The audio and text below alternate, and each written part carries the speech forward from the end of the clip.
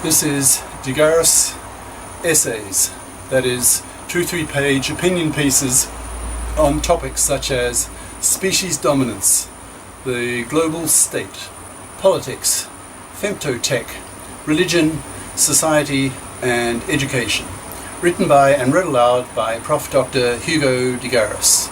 This is essay number 27, entitled Politically Correct, that is PC, versus Politically Realist, that is PR, by Prof. Dr. Hugo de Garis. Email profhugodegaris@yahoo.com. Website profhugodegaris.wordpress.com. Imagine a confrontation between a PCer and a PRer, someone whose political values are based on scientific realities. A clash between two value systems, two ways of interpreting the world. The PCer, that's the PC person, the PCer tends to believe such things as, I'm a patriot. Women have the same abilities as men and should be treated with equal respect as men. There would be no differences in average mental abilities between the races, Caucasoid, Mongoloid, Negroid, if societal obstacles against the underprivileged could be removed. It is very rude to criticize the nationals of other cultures. Anti-Semitism is taboo. PRers look upon PCers as iscyanate fairies. Iscyanate means ignorant of science, a useful word equivalent to the words illiterate, can't read, and innumerate, can't do math, and fairies because the PRers see the PCers living in a fairyland in which the latter believe what they want to believe, rather like religionists, ignoring the fact that modern science refutes these beliefs. At the time of writing, that's 2013, especially in migrant countries such as the US, Canada, Australia, etc., PCers are still in the majority, but the star of the PRers is definitely rising. Over the past decade, I have become increasingly frustrated and impatient with the whole concept of PC because I don't like being lied to. I have built up a real aversion to being lied to by major institutions such as conscripting governments, the feminist movement, the anti-racists, monos, that's monocultured nationalists, Zionist Jews, etc. My value is that if negative truths and diplomatic lies clash, then I prefer the former. For example, when I wrote recently that blacks are the dumbest people in the world, some American emailed me saying that you can't say that in America. The European in me, I lived about 20 years in Europe, loved the intellectual upper-class value prevalent in large population old world cultures, that the argument takes precedent over the ego. Winced at, so the European in me winced at this, with its implied anti-intellectualism, its disrespect against the sages, that's sageism, and its general middle-class mindlessness. This is one of the reasons why I did not like living, that's 5 years, in the US, where 70% still believe in religious superstitions and 50% think the earth is less than 10,000 years old. 3 exclamation marks. I hugely preferred the intellectual values of the French. En France, les intellectuels sont les dieux. In France, the intellectuals are gods. When I was 20, I was born in 1947. My first country's government, that's Australia, conscripted me to fight the Viet Cong in Vietnam, using me as a political pawn to keep the US interested in the ANZAS, A-N-Z-A-S Pact. That's the Australian, New Zealand,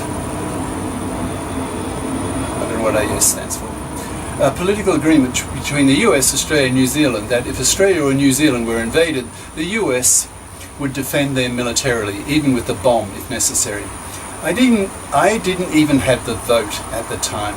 I remember prowling the cemetery at night next to my university college in paranoid rage, hatching schemes to throw grenades into the parliament to assassinate the conscripting politicians.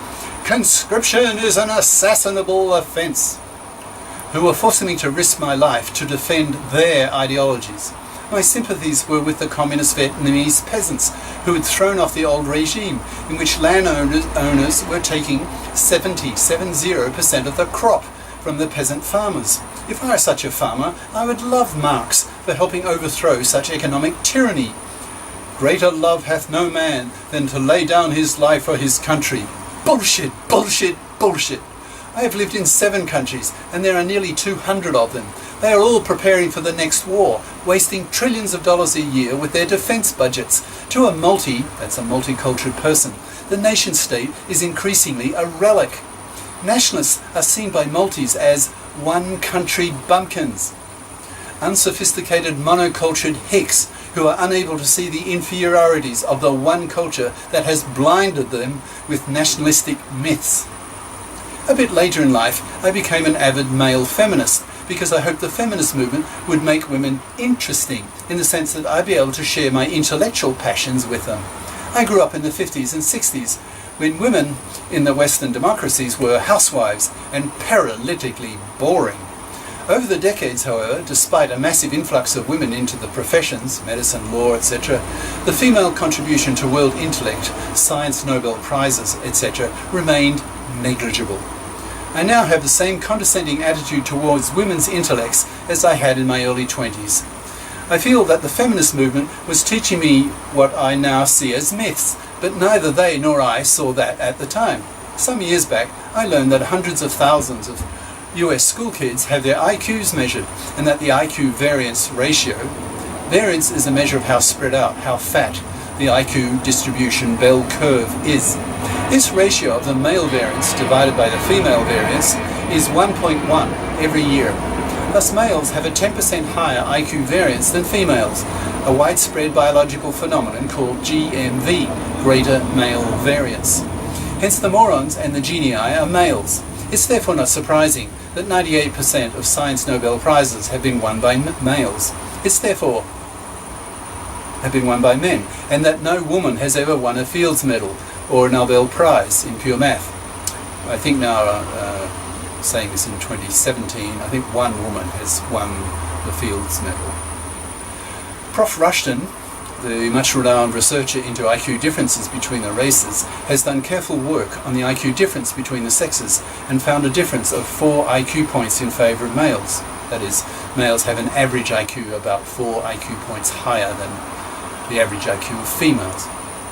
Since men also have a higher level of testosterone in their blood, and hence are more driven, more ambitious, more persistent than women, it's not surprising that women have made a negligible contribution to world intellect. The genii are males. So I felt I'd been conned by the feminist movement for decades. Looking back, that angered me. I'm also disappointed. As a hetero male, 99% of males are, I've never been able to truly share my intellectual passions with women. One of the existential tragedies of the male sage, and unavoidable, unfortunately, until we genetically engineer the female brain. Now it's the turn of the anti-racist crowd to warrant my distemper. Once I retired 3 years ago, so it's now 2017, so I retired 7 years ago. Once I retired 3 years ago, I had more time to watch YouTube documentary videos and academic talks. I got interested in racial IQ differences and watched the debates on this topic. What I found particularly interesting was the World IQ Map, which shows the average IQs of peoples living in different regions of the Earth. For example, starting from bottom to top, the very dumbest people in the world, as measured by culture-free IQ tests, e.g. Raven, R-A-V-E-N, the Kalahari Bushmen, the Pygmies, with an average IQ score of 55. Next to the Australian Aborigines at 60, then 1 billion black Africans at 70, followed by a great swathe of humanity at 85. The American natives, American blacks, actually greys, because there was so much raping going on in the slave period, mixing black and white genes. So 85 is midway between 70, the African black figure, and 100, which is the white figure. So 85, North African Arabs, Middle Easterners, Indians, Southeast Asians. Then at 100, the Europeans, Americans, Russians, etc. At 105, the smartest large population groups in the world, the Northeast Asians, that is, Japanese, Koreans, Chinese. Now ad-libbing. Japanese are Koreans. 2,000 years ago, about 1 million Koreans fled for their lives to Japan. So the early emperors in Japan are Koreans, or were Koreans. And why they fled? Because there was a war going on in Northeast Asia with the Chinese. And my current Chinese professor wife, who's professor of Chinese ancient literature, tells me you go back far enough in Chinese history, Koreans are Chinese. So effectively the Northeast Asians genetically are Chinese. The very smartest minority group in the world are the American Ashkenazi, which means originating from Eastern Europe. Jews at 115. And if you limit the IQ scores to only the verbal and analytical components, then the average Ashkenazi Jew score in America is 125. It's therefore not surprising that the Ashkenazi Jews have won 40% of the Science Nobel Prizes, and yet they're 0.2% of the world population.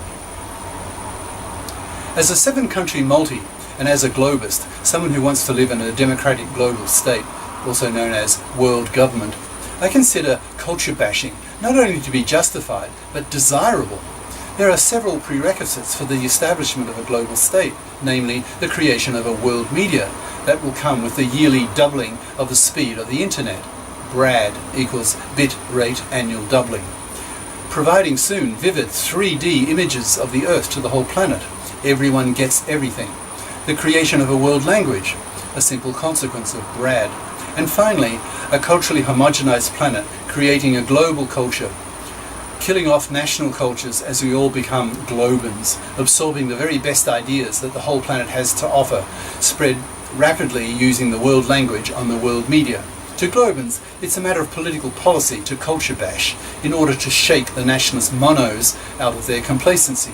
If such monos experience having the inferiorities of their monoculture being criticized, bashed from all sides, when 95% of the population right across the planet says independently the same negative things about the mono's culture, then probably they will be forced to believe it. So the PC attitude that it is taboo to criticize other cultures is the very opposite of what globists espouse. Globists are more likely to be PR because they are more likely to be multis, and multis see clearly, due to their own multicultural experience, that monos suffer from the inferiority of their own stupid customs, but don't see them as stupid simply because they are customs, and are the monos' customs, hence are unquestioned. So culture bashing also belongs to the PR's value system. Even more recently, I've been watching YouTube and email.com documentaries on the Zionist Jewish theft of Palestine and the Zionist ethnic cleansing of the Palestinians. That so disgusted me that I started to look into Jewish history to see what other horrible things the Jews have done over the centuries. I'm now a strong anti-Semite, lashing out at the anti-Goyism of the Jews as a people. I came to the conclusion that the Jews are the world's most hated people because of their deeply ingrained anti-Goyism, that is, hating non-Jews. Even the Jewish Talmud, a bit like the Christian Bible, written around 600 AD, is riddled with passage expressing virulent hatred against the Goyim, that is, non-Jews. So the Jews have been hated for millennia. You will need to see other essays of mine on this topic to understand the litany of horrible things the Jews have done to humanity, the worst being that they are indirectly responsible for more deaths in the 20th century than any other people. The American Jews have taken over the US media, Hollywood, finance, banking, the government, and converted America's democracy into a Zionocracy and plutocracy.